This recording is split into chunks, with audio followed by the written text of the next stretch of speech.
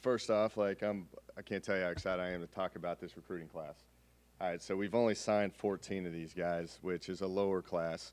I thought we can take our time with this. So we signed 10 in the previous class, the previous signing period, and then we got 4 in this class, this signing period today. But I couldn't be more happy with how the staff approached it. It's been a blur for the past 2 months, like I've said before.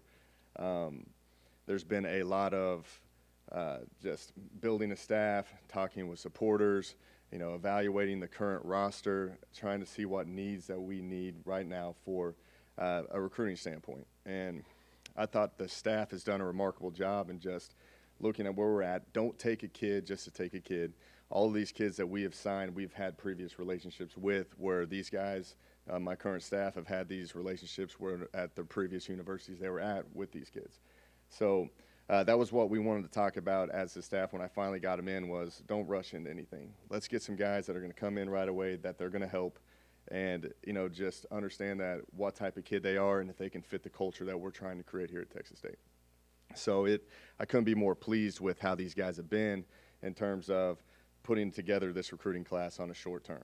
All right, so they've been here for 2 months. Some of them have been here for 3 weeks, and we've put something together that we're comfortable with right now. And I'm very pleased with how the staff has handled that. Now, it's going to be pretty interesting to see what they put together over a year once they actually have these relationships with the coaches and the current staff that they have, and look at our current roster, and we can go from there where we can fill the voids and the needs, moving forward. But really pleased with how our staff has handled this, and I think you're going to enjoy some of these kids that we bring in, because they're going to represent this university with class and great character. When we sat down and talked about it, the offense needed a lot of numbers. We needed to fill the void with initials with the offensive side of the ball. The defense, there was a lot of guys already here currently on roster. So a lot of these numbers went to the offensive side. So we signed 9 guys from an offensive perspective, and then we had some other with the defense, but it was more of a heavy offensive class that we signed right now. So when we sat down as a staff, and after looking at the current roster, we wanted speed on the perimeter. That's what we wanted, speed, and we wanted to kind of bulk up the offensive line, get some more numbers, and get some size. And if you look at it, we ended up doing that right there. Now, we wanted to create some depth, and we wanted to create some competition across the board. And I think on offensively, we did a really good job with that, of getting 9 guys that can come in and create some healthy competitions. You start off with the quarterbacks that we have brought in. We brought in 2 guys, which I haven't had the time to actually talk about it yet. They were signed in our first signing period. But you have Gresh Jensen, who he comes in from Fullerton Community College, which he was with Bob Stitt at the University of Montana. Together, those guys were averaging about 356 yards, I think was the number a game at Montana. And that put Gresh as one of the top players in the country for the FCS level, where he was a finalist for the Jerry Rice Award, which is for the best player in their division. So very pleased and happy to get Gresh here. We also have Cedric Case coming in, who's a high school guy from Lincoln, Nebraska. That it was a unique story with this kid, Coach's kid, which I love. I love Coach's kids, especially at that position, because they just understand it. But the kid's had over 8,000 yards throwing and 81 touchdowns in his career. So this guy knows how to spin it. He knows how to distribute the ball the way we want to, what we do in our offense. But that relationship with Bob Stitt and him started a long time ago. And actually, Bob had this relationship when he went to the Oklahoma State camps. So there's been a previous relationship with this kid. And Bob, when we took the job, he was all fired up for this kid. He was like, this is going to be a great fit. A lot of people were looking at him. Fortunate to get him, too. So from the quarterback, now we've got some more numbers in that room, and we can start a healthy competition. I've addressed it with the current quarterbacks on roster about this is not given to these kids. It is an open competition. We're all going to have an equal opportunity to fight for this. So you bring in 2 more guys to create a competition. Going into with the speed with the receivers, we got in 3 guys with a ton of speed. And you start with Calvin Hill from Baytown Sterling. He was a running back there, but he's going to be utilized in multiple positions. All right, the thing that I loved about him is he runs a 4.4 40-yard dash.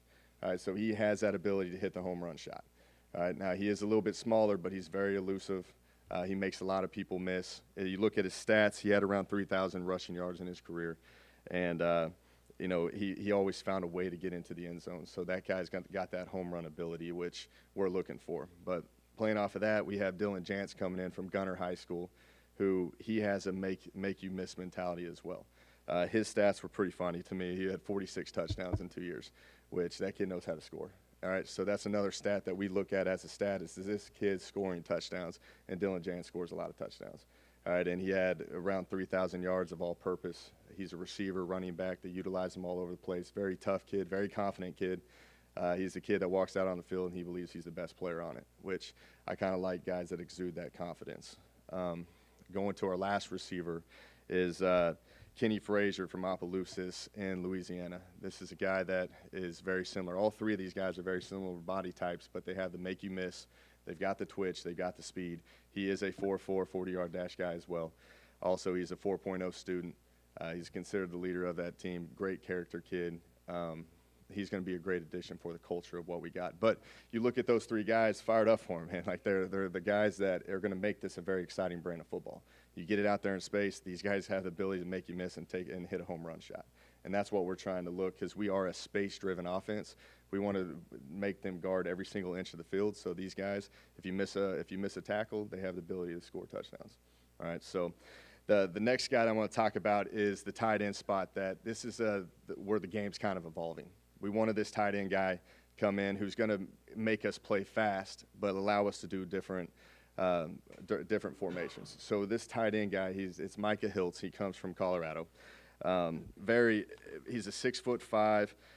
He's Vista Ridge High School. He's 6'5", 215 pounds right now, about 220. He's a basketball player, so he's naturally going to put on a lot of weight. But he is that guy that you can attach in the backfield to add added hats in the run fits. At the same time, you can split him out on a one-on-one matchup and stretch the field vertically. He's the guys that Gronkowski, the Jimmy Grahams of the world that you're looking for.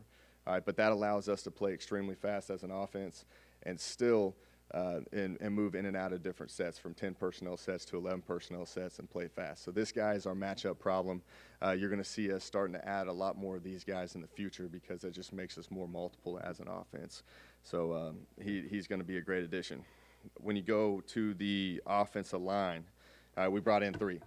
You brought in Eddie Rivas from Glendale Community College, who is 6'4", 300 pounds. Brings experience. We need some experience up front. Brings some experience, brings he can play a lot of different positions. He can play tackle, he can play guard, he's done it all. But that's going to create some depth and some competition for a guy that can come in and play right away if needed.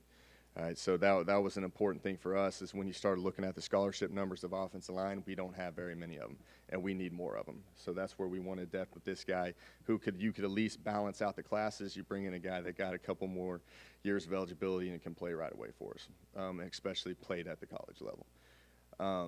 You get into Daulton Cooper as the next one, he might be one of the greatest looking recruits when he walks in the door. He's 6'7", 300 pounds. Just a big, tough country kid from Prague, Oklahoma. He is very long. He brings a physical side to the game. You know, he's the size that when you walk in, you're like, that's a typical looking O-line right there, an O-lineman. So that's where we wanted to be with trying to bulk that up a little bit.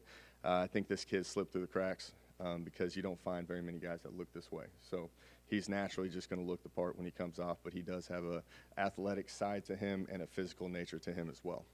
And then our last one on offense is Ronald Cottony from Smithson Valley, right down the street. This kid's got a bright future. Comes from a great family. Has played a lot of football. He was previously committed. We're fired up to have this kid a part of the team. He's going to have a bright future ahead of him as well. But that kind of wraps up the 9 guys that we had on offense. When you get to the defensive side, we didn't have very many numbers. We had 8 linebackers currently as seniors. All right, which is kind of a skewed number right now, but we have a lot of linebacker type of bodies. So that next recruiting class next year is going to be heavy with linebackers. This year had to be more of a defensive line and a defensive backfield, and one of those hybrid position guys, similar to what I talked about with Micah, but from a defensive perspective. So when we got to the defensive lineman, we brought in 2 guys. We brought in Jordan Revels and Devin Henderson. Jordan Revels comes from North Shore. He's a state champion. He was up for the Houston Defensive Player of the Year at the Houston Touchdown Club. And was a leader of that state championship defense. And Devin comes from LaPorte High School, who they are very similar. They're both high motor kids. The way I put it from an offensive perspective, they're annoying to block. They're very disruptive up front. They're always going to keep bringing it. Very tough to block because they're low center of gravity. These guys are going to come in and help us immediately. All right. When you look at the last three, is Devin Martinez is the hybrid. He is a 6'3", 220-pound kid from Belton that can rush the passer but also drop in coverage. So we're going to use this 3 down front where we're going to utilize these guys in coverage, same as being able to give that threat that I will go and try to rush the quarterback. So you've got a couple of good qualities of that kid. He was a first-team all-district player. Excited for him to be here as well. But when you get to the DBs, you got 2 left with Daulton Mask and Kevin Anderson. These are great-looking kids. You know, Daulton is 6'1", 180, 190. You look at Kevin Anderson, he's 6', 190. These kids are very physical, very long. They can run very well, which is something impressive to me because I thought these kids got overlooked. They did because they are very physical, and they can run, and they look the part. And a lot of that has to do to our new DB coach, Brett Dewhurst, who found these kids. And they're going to be great additions to what we're trying to do. Really fired up for these guys. Kevin comes from Louisville High School, and Daulton comes from Arkansas High in East Texas. So that wraps up our signing class. You know, I thought they did a really good job, our staff, on putting this together on short notice. We still have some scholarships available that we are going to just evaluate through our spring ball and address immediate needs after that. But can't tell you how proud I am of this group. I'm fired up to get to work with these kids now. Signing day is over. Now we can start getting to work, getting on to football.